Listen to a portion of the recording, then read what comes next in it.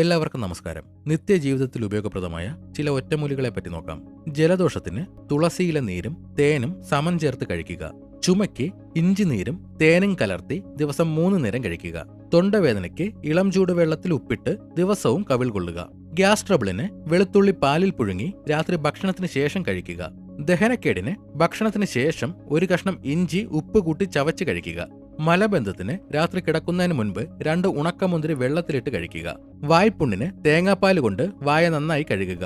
പല്ലുവേദനയ്ക്ക് ഗ്രാമ്പൂ ചതച്ച് വേദനയുള്ള ഭാഗത്ത് വയ്ക്കുക. ചർമ്മത്തിലെ ചൊറിച്ചിലിന് പച്ചമഞ്ഞളും വേപ്പിലയും അരച്ചു പുരട്ടുക. അമിതവണ്ണത്തിന് ചൂടുവെള്ളത്തിൽ പകുതി നാരങ്ങ നീരും തേനും ചേർത്ത് രാവിലെ വെറും വയറ്റിൽ കഴിക്കുക. കൊളസ്ട്രോൾ കുറയ്ക്കാൻ വെളുത്തുള്ളിയുടെ അല്ലികൾ തേനിലിട്ട് വച്ച് ദിവസവും 2 എണ്ണം വീതം കഴിക്കുക.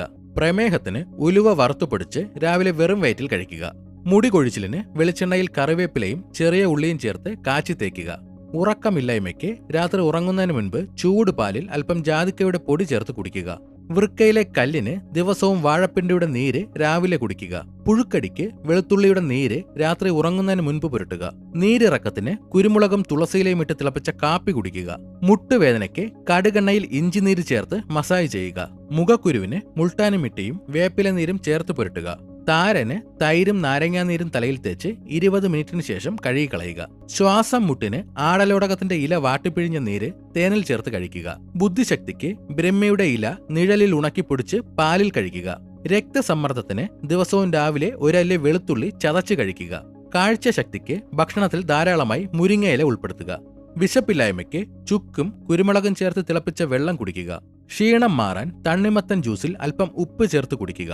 തൊണ്ടയിലെ കഫത്തിന് തുളസിയിലയും കുരുമുളകുമിട്ട് തിളപ്പിച്ച വെള്ളം കുടിക്കുക.